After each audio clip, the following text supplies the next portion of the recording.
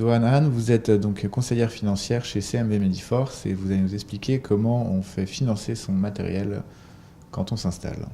Bien, effectivement, lors d'une installation pour un libéral ou pour le renouvellement du matériel pour le cabinet, deux choix possibles sont pour le libéral. En fait, il a soit le crédit classique, soit le crédit bail.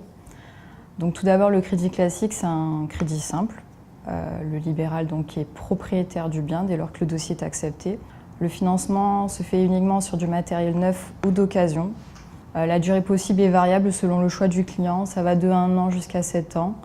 L'avantage, c'est que c'est vraiment un crédit simple. Le client déduit fiscalement les intérêts, les assurances et il amortit le bien.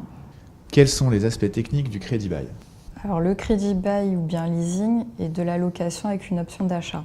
Dès le départ, notre client donc, souhaite financer un matériel neuf, médical ou informatique. Il a le choix de faire un premier loyer majoré qui va donc de 15 ou 20% et une option d'achat de 1%.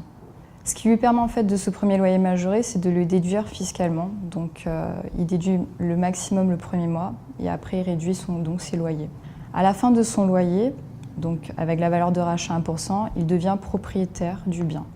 Voilà, le but du crédit bail qui est plus avantageux que le crédit classique, c'est que vraiment l'intégralité des loyers est déductible, contrairement au crédit classique où là, c'est vraiment que les intérêts et les assurances.